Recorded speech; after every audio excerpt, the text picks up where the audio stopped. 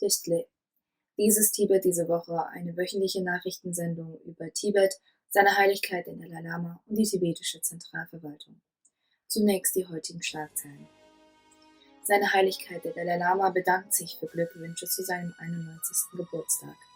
Seine Heiligkeit nimmt an Feierlichkeiten zu seinem 91. Geburtstag in Shivetzel teil. Tibeter feiern seine Heiligkeit und ehren Lora Ronsen. Führung der CTA trifft sich mit Würdenträgern in Ladakh. Sejong beginnt offizielle Reise in Ladakh. Estnisches Parlament verurteilt Chinas neues Gesetz zur ethnischen Einheit. Belgischer Außenminister bekräftigt, dass die Nachfolge des Dalai Lama ausschließlich eine Angelegenheit der tibetisch-buddhistischen Gemeinschaft ist.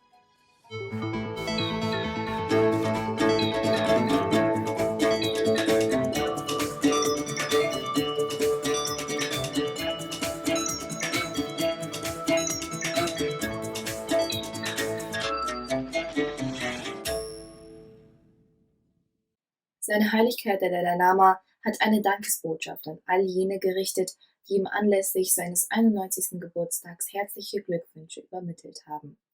Seine Heiligkeit erklärte, die Verbreitung von Mitgefühl und Güte sei weiterhin die wichtigste Mission seines Lebens. An diesem Dienstag, dem 6. Juli, feierten Gratulanten auf der ganzen Welt den 91. Geburtstag seiner Heiligkeit des Dalai Lama. Seine Heiligkeit der 14. Dalai Lama beehrte die Veranstaltung auf dem Shivetzel-Lehrplatz in Leh Ladakh mit seiner Anwesenheit, wo sich schätzungsweise 25.000 Menschen versammelt hatten, um 91 Jahre der Praxis des Mitgefühls, der Förderung des Weltfriedens und der religiösen Harmonie sowie der Verbreitung von Wissen über den inneren Frieden zu feiern.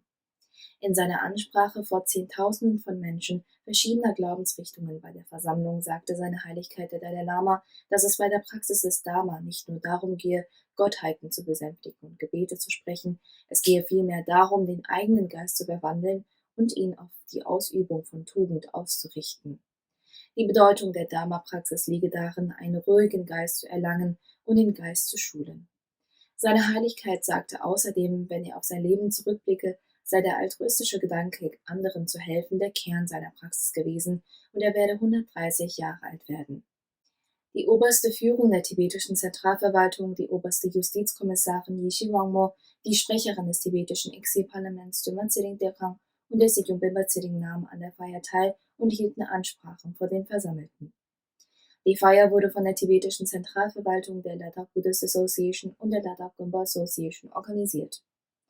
Die tibetische Zentralverwaltung veranstaltete die Feier in Dharamsala in Anwesenheit des Bezirkskommissars von Kangra sowie der Mitglieder des Kasha und des tibetischen Exilparlaments, zu der sich Hunderte von Menschen im Innenhof des Tiksin-Chulin-Tempels versammelten.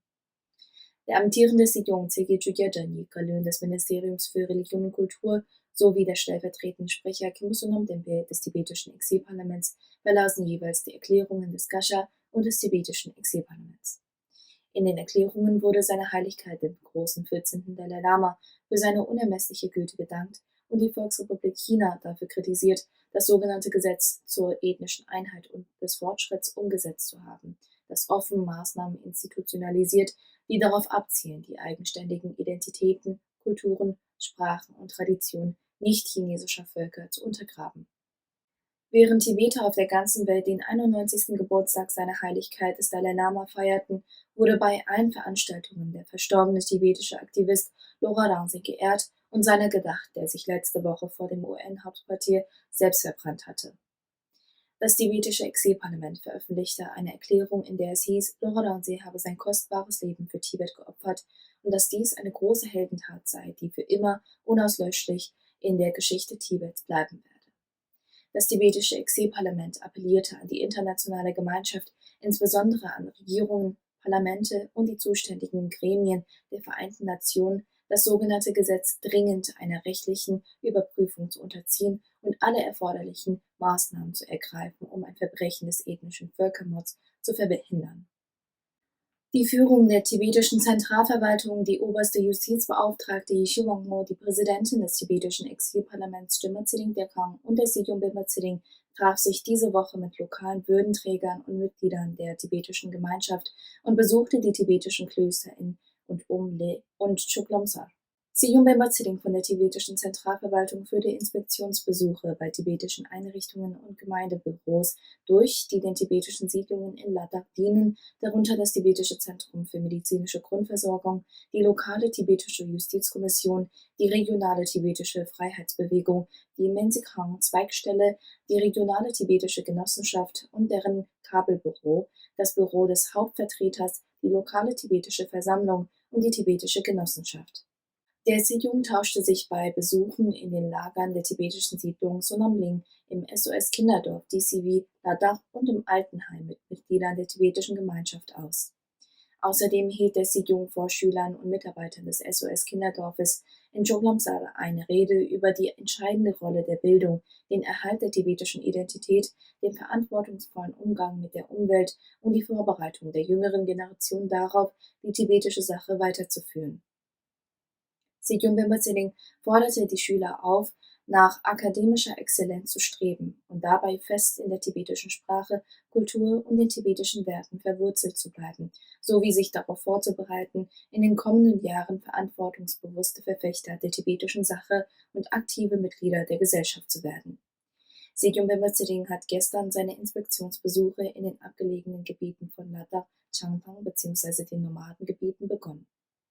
Anlässlich der Feierlichkeiten zum 91. Geburtstag seiner Heiligkeit des Dalai Lama gaben Mitglieder des estnischen Parlaments unter der Leitung von Juku Kalereit, dem Vorsitzenden der Tibet-Unterstützungsgruppe im estnischen Parlament, eine eindringliche Erklärung ab, in der sie ihre Solidarität mit Tibet zum Ausdruck brachten und das neue Gesetz über ethnische Einheit und Fortschritt der VR China verurteilten. Die Erklärung trägt die Unterschriften von 51 der 101 Mitglieder des Rigikoku, was eine symbolische Mehrheit darstellt und die breite parlamentarische Unterstützung für Tibet verdeutlicht.